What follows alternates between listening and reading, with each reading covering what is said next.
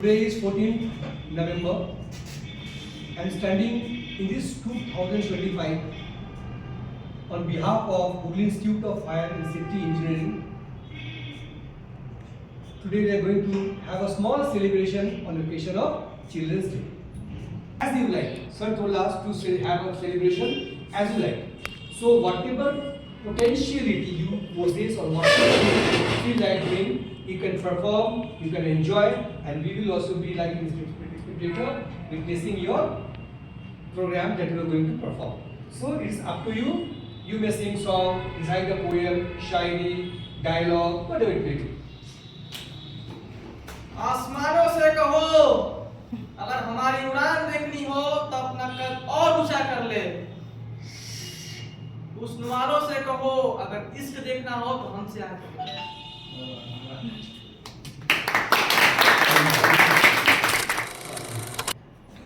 ये शायरी है जिंदगी को लेकर। हमारी जिंदगी क्या है? कभी हम लोग ये नहीं सोचते कि जिंदगी किस मुकाम पे जाकर कब कहाँ रुक जाएगा, कोई नहीं जानते हैं। तो किसी शायर ने कहा है कि एक दिन मैं शहर गया था, एक दिन मैं शहर गया था, दिल में कुछ अरमान था। एक दिन मैं शहर गया था, दिल में कुछ अरमान था। एक तरफ थी झुपड़िया और एक तरफ शमशान था। एक तरफ थी झुपड़िया और एक तरफ शमशान था। पाँव तले एक हड्डी मिली, पाँव तले एक हड्डी मिली, उसका ये बयान था। पाँव तले एक हड्डी मिली, उसका ये बयान था। ऐ चलने वालों, जरा संभल के चलो, मैं भी कभी इंसान था। अब मेरा बात करने का बाद एक ही चीज रहता है आदमी के अंदर में ना, मोटिवेशन। जिंदगी में एक चीज हमेशा याद रखना, मेरे तरफ से है, मैं गाना भी नहीं गाना आता, ना कोई सिंगिंग आता है, ना हमको डांस भी आता है, बट एक चीज है मेरे अंदर में एक स्किल में खुद भी समझ में आता है, मुझे मोटिवेशन या मोटिवेट या खुद मैं अपने आप को मैं बहुत ज़्यादा मोटिवेट करता हूँ। आप लोग भी देखा हो, चाहे कोई भी प्रॉब्लम हो, कुछ भी हो, हमेशा मैं अपना काम में आगे रहता हूँ। उसका रीज़न ये मोटिवेशन। तो मोटिवेशन सबसे ज़्यादा लाने के लिए सबसे ज़्यादा क्या है, किस चीज़ से मिलता है? मोटिवेशन एक ही चीज़ से मिलता है, पैसा से। ये एक चीज़ याद रखो। दूसरा चीज़ आता है क्या, ये बताना है कि कोई भी स्टेज हो, कोई भी प्लेटफॉर्म हो, अगर कहीं भी, अगर कोई भी जगह में कोई आदमी अगर आपको कुछ करने के लिए बोलता है कि आपके अंदर में कुछ भी है, जो स्किल है, तुरंत वहां कूद पड़ना। समझ में आ रहा है? तुरंत आप कूद पड़ना। उसका रीजन बस एक ही चीज है, उस स्किल को, जो आपके अंदर में नॉलेज है, जो जानकारी है, उसको कौन वहां आदमी किस रूप में आपको लेगा और कहां से वो प्लेटफॉर्म कहां आपको मिल सकता है, आपको भी नहीं मालूम। आज मैं जो जगह पर था, आज जो मैं आया हूं, उसका बस एक ही रीजन है, मुझे एक टाइम एक प्लेटफॉर्म मुझे मिला था और वो प्लेटफॉर्म मैं यूज करके आज मैं यहां तक पहुंचा। इसीलिए मैं अपना बता रहा हूं, कहीं भी कोई जगह मिले किसी भी तरह से परफॉर्म करने का, मैंने वहां पर रोल किया था एक पागल का। समझ में आ रहा है? दो आदमी इधर, एक आदमी इधर बैठा था, एक आदमी इधर बैठा था, और मैं था पागल। और वो इतना बड़ा प्रोग्राम हुआ था मेरा, सिर्फ 2 मिनट का रोल के लिए, है ना। और वहां पर हर आदमी, पूरा लफाज एमएनसी कंपनी, फ्रांस का कंपनी, सीईओ भी बैठा था, उसने भी आगे गला लगाया, प्राइजेस दिए, और वहां से मुझे जो पहचान बना, आज मैं उस जगह से उठ के मैं आया। किस लिए?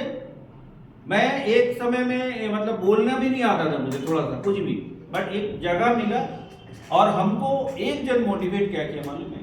मेरा लाइफ का जो भी प्रॉब्लम है, जो भी चीज़ है, उसको मालूम है। तो वो क्या बोलता था, तुम्हारा लाइफ का जो गोल, जो तुम्हारा प्रॉब्लम है, मैं जानता हूँ, जो हिसाब से तुम लड़ रहे हो, उस जगह में जो आप एक्टिंग कर रहे हो, वो भी एक्टिंग है। और जहां भी जाके कर रहे हो, वो तो कुछ नहीं है। जो अपने लाइफ में तो आप कर रहे हो, प्रॉब्लम जो झेल रहे हो, किस तरीके से फैमिली को सपोर्ट कर रहे हो, किस तरीके से क्या काम कर रहे हो, वहां एक एक्टिंग कर रहे हो ना, वहां कुछ नहीं है। बस सामने एक ही चीज ध्यान में रखना है, जब कभी भी स्टेज में, प्लेटफॉर्म में बैठो, सामने वाला किसी के चेहरा देखने की जरूरत नहीं है। सिर्फ आपको अपना एक्टिंग में ढूंढना है कि हम जो काम करने जा रहे हैं उसमें खो जाना है। 2 मिनट में ऑटोमेटिक आपके अंदर में ना वो रोल आपका बाहर आ जाएगा, चाहे अच्छा हो, चाहे बुरा हो, चाहे पॉजिटिव हो, चाहे नेगेटिव हो सकता है उस जगह में कोई एक ऐसा आदमी दिख गया, उसका कहीं गांव में कोई प्रोग्राम होने वाले हैं, और वहाँ पर किसी भी एंकरिंग करने का जरूरत नहीं, तुरंत याद आया कि कोई नहीं मिल रहा, वो पैसा लेके बयाना फेर दिया, होता है ना ऐसे। वो बहुत आदमी आने वाला, उसका बाप का तबीयत खराब हो गई, कुछ नहीं है, सपोर्ट के लिए एक आदमी का एक काम करते, सर मेरा ऑफिस में एक लड़का है बहुत अच्छा बोलता है, उसको लेके आए, वो भी बोला, वो भी टाइम मिल गया, वो जाकर वहाँ परफॉर्म कर दिया। उससे क्या हुआ, उसका स्टेज का पूरा बात समझ में आ रहा है, एक प्लेटफॉर्म मिला, उस जगह से जहाँ पहचान हुआ, लाखों आदमी देखा, वीडियो कैमरा हुए, उस जगह से उसको फिर कहाँ चांस मिलेगा। इस तरीके से प्लेटफॉर्म बनता है। ये बहुत अच्छा बात बोले सर। आप लोगों को ना एक समय भी कहीं भी कोई जगह में मौका मिले तो छोड़ना नहीं, समझ में। हेड सेफ्टी का ऐसे ही हम लोगों का प्रोग्राम चल रहा था, जब आता था एक एक प्रोग्राम होता था, तो हर आदमी जिसको जो आता है ना वैसे ही बोलता है। जैसे आपने डायलॉग बोल दिया, कोई कविता बोल रहा है, कोई शायरी बोल रहा है, तो वहाँ पर मैंने हमको बोला था कि बोलना पड़ेगा। अब हमको समझ नहीं आ रहा था हम बोलेगा, जैसे आप लोगों को भी कुछ कुछ इसमें होगा कि हम क्या बोलेंगे नहीं मालूम। अब हमको बोला वहाँ पर बोलो, अब पसीना पसीना हो रहा है, मैं कंट्री हेड है पूरा इंडिया का, और पूरा वहाँ पर नहीं तो कम से कम 50 सेफ्टी वाला, पूरा सेफ्टी वाला का ही पूरा पार्टी चल रहा था। अब हमको समझ में नहीं आ रहा हम क्या बोले, लास्ट में मैंने गाना गाया। अब जो आता था, मेरा गला फटा हुआ है तो फटा गला से ही गाना गाया। बट बहुत आदमी हमको एक चीज ये बोले कि ऑरिजिनलिटी यही होता है। गाना था सुना है? हाँ सर, आवाज कौन सा? दो लाइन है, मुझे याद आ गया, उसी ने कहा तुम भी जिया जाए कैसे, है ना, कैसे जिया जाए तुम भी, सदियों से लंबी है रातें, सदियों से लंबे हुए दिन। उसके आगे याद नहीं आ रहा है ना, बस विपत्ति जब आती है कायल को ही कहलाती है, सुरमा नहीं विचलित होते, क्षण एक नहीं धीरज खोते, विघ्नों को गले लगाते हैं, कांटों में राह बनाते हैं।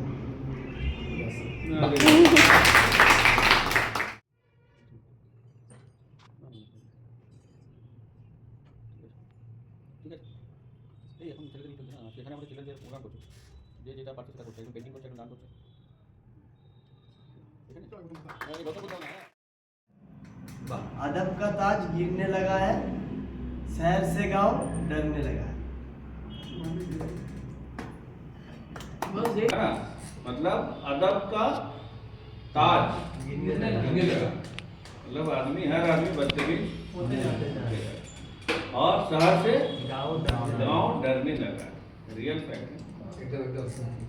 जितने भी शहर के चाल चलन है, तहजीब है, वो इतना खराब होगा कि गांव भी अब डरने लगा।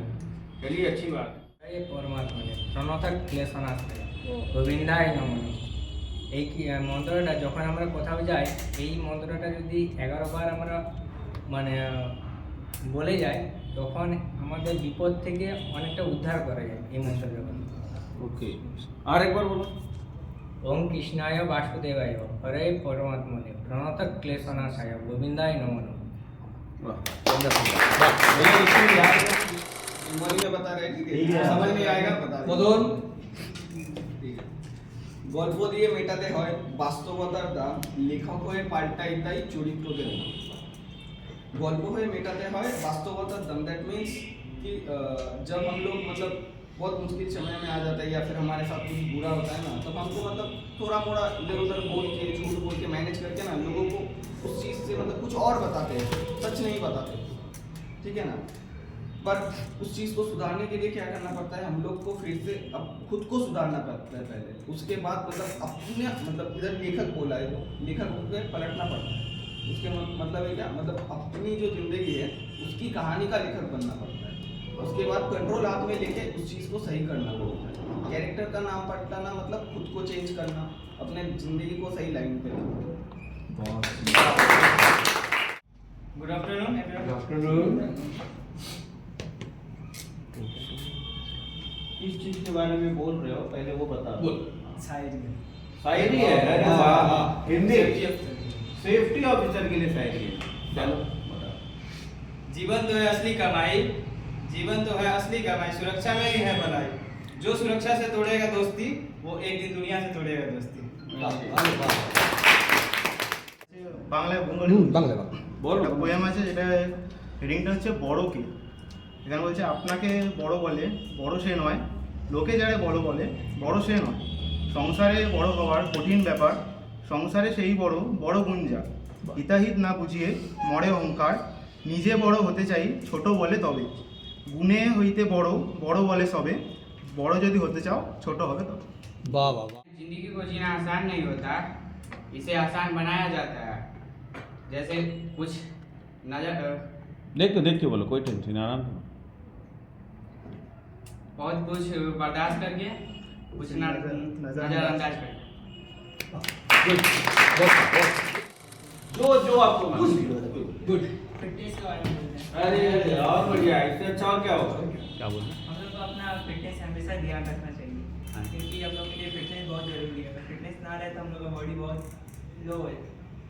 फिटनेस के लिए हम लोग सुबह सुबह उठ करके रनिंग भी कर सकते हैं, और सुबह सुबह उठ करके पुशअप चिलिंग मार करके हम लोग अपना बॉडी को एक्टिव कर सकते हैं। क्योंकि सुबह के टाइम हम उठने के बाद हम लोग का शरीर बहुत ज़्यादा सुस्त रहता है।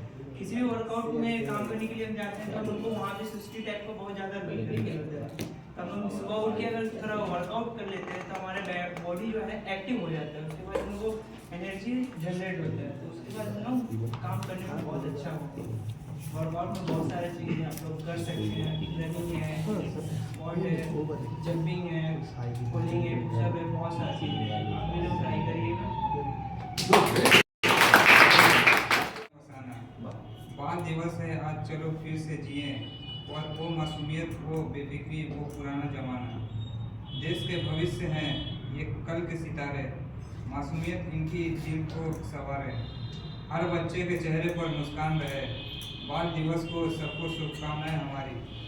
चाचा नेहरू का था ये ख्वाब, हर बच्चा खिले जैसे गुलाब, शिक्षा का अधिकार सबको मिले, खुशियों से हर किसी की जीवन सजे। छोटे हाथों में जिनके जादू है, सारा जीवन का हर रंग इनसे ही प्यारा। बाल दिवस मनाए और करे ये वादा, बनाए इनका कल उज्जवल और ज्यादा। घर और दिल को छू लेने वाली आशा बच्चों की मुस्कुराहट में खुदा की झलक मिलती है, बच्चों की मुस्कुराहट में खुदा की झलक मिलती है, उनके नन्हे कदमों में पूरी दुनिया चलती है, उनके नन्हे कदमों में पूरी दुनिया चलती है। बच्चे कल की उम्मीद भी है, आज की पहचान भी, इन्हीं के दम से आबाद है घर की हर एक जान भी। मासूमियत की खुशबू से महकते हैं ये जहां, मासूमियत की खुशबू से महकते हैं ये जहां, बच्चों के दम से रहती है हर दिल में जान, मतलब जान। इन नन्हे हाथों में छुपी है कल की तकदीर, इन नन्हे हाथों में छुपी है कल की तकदीर, बच्चों को संभालने दो यही कौम की तामीर। बच्चे हैं तो रंग है, बच्चे हैं तो रंग है, रौनक है, बहार है, इनके बिना तो दुनिया भी वीरान और खाली गार है।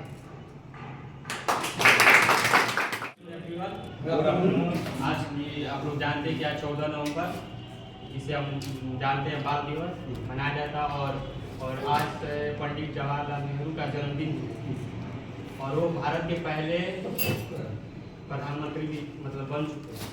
और बाल दिवस हम इसलिए मनाते हैं क्योंकि जो जवाहरलाल नेहरू थे उनको बच्चों से काफ़ी ज़्यादा लगाव था, काफ़ी ज़्यादा प्यार और स्नेह से उनको पेश आया करते थे, इसीलिए हम लोग बाल दिवस मनाते हैं। जैसे कि चिल्ड्रन डे हर साल 14 नवंबर को मनाया जाता है, और इस दिन बच्चों के लिए ही ज़्यादातर मनाया जाता है। और ये जो है समझिए हमारे देश के प्रथम प्रधानमंत्री यानी पंडित जवाहरलाल नेहरू के ऊपर ही मनाया जाता है, क्योंकि उनको बच्चों से बहुत ज़्यादा प्यार था, इसलिए उनके हिसाब से मनाया जाता है। और आप जानिए कि सबसे पहली बार चिल्ड्रन डे 20 नवंबर को मनाया गया था, जो कि वर्ल्ड का चिल्ड्रन डे बोला जाता है इसको। वर्ल्ड में भी चिल्ड्रन डे सबसे पहले 20 नवंबर को मनाया गया था। और उसके बाद समझ लीजिए इसको 1964 में इसको बदल दिया गया है, जवाहरलाल नेहरू के जन्मदिन के हिसाब से मतलब रख दिया गया इंडिया में, क्योंकि उनकी के ऊपर चिल्ड्रन डे मनाया जाता है। आज एक सप्ताह होने चला, वंदे मातरम का 150 साल पूरा हो गया, 150 ईयर्स। और दूसरा में वंदे मातरम भवन है, जिस समय आनंद मठ जो उपन्यास जब लिखा जा रहा था उस समय इस उपन्यास के अंदर में वंदे मातरम जो आज हमारे देश का नेशनल सॉन्ग है वो लिखा गया था और इसको भारत सरकार स्वीकृति दिया। जो वंदे मातरम गाना आज हम लोग गाते, ये क्रांतिकारी संगीत था जिसके द्वारा ऋषि बंकिम चंद्र चट्टोपाध्याय वो क्या चाहते थे कि देश में बिना किसी जाति धर्म का भेद ना होकर लोग इस चीज़ को अपने मन में बैठा लें और इससे एक ऊर्जा मिलता था उन लोगों को जो देश को मतलब इंडिपेंडेंट स्वाधीन करने के लिए वो लड़ गए थे। तो ये तो बहुत बड़ा संस्कृत में लिखा हुआ गाना है, हम छोटा में ही गाएंगे, लेकिन सब कुछ को फॉलो कीजिएगा और अगर कुछ पूछना होगा तो इसके बारे में आपको बता सकते हैं। और एक बात शेयर करें, बंकिम चंद्र जहाँ पे वो गाना लिखे थे वो जो घर है उस घर को छुड़ाने के लिए हम लोग को जेल जाना पड़ा था कुछ दिन के लिए। उस रूम में बैठ कर सट्टा का प्यार, जुआ, शराब होता था। देबूदा सेवा बोली एक संस्था है, उसको प्रेसिडेंट है। डॉक्टर मुल्ला बहुत बड़े नाम के डॉक्टर है। हम लोग एक टीम बनाए थे और हम लोग वहाँ पर जाकर झगड़ा किए थे, उस घर को खाली करवाए थे। उसके साथ में बहुत झूठ झमेला भी हुआ था, पुलिस थाना भी हुआ था, लेकिन उसको आज़ादी दिलाकर छोड़े हम लोग, क्योंकि एक तो बहुत ही सांस्कृतिक एक स्थान है जिसको हम लोग को याद करना चाहिए। तो हम आपके सामने बंकिम चंद्र चट्टोपाध्याय का लिखा हुआ जो गीत है वंदे मातरम है, चुपचाप प्लीज सुनिए, कोई आवाज नहीं चाहिए। वंदे मातरम वंदे मातरम सुजलाम सुफलाम मलयज शीतलाम सस्य श्यामलाम मातरम वंदे मातरम शुभ्रजोत्स्ना पुलकितयामिनी फुल्लकुसुमित द्रुमदल शोभिनी सुभासिनी सुमधुरवासिनी सुखदां वरदां मातरं वन्दे मातरं वन्दे मातरं वन्दे मातरं। बचपन में चले गए, है ना। ये बहुत इम्पोर्टेंट चीज़ है कि कभी कभी इस समय को भी जीना चाहिए, नहीं तो आदमी खो जाता है कि हम कहाँ हैं।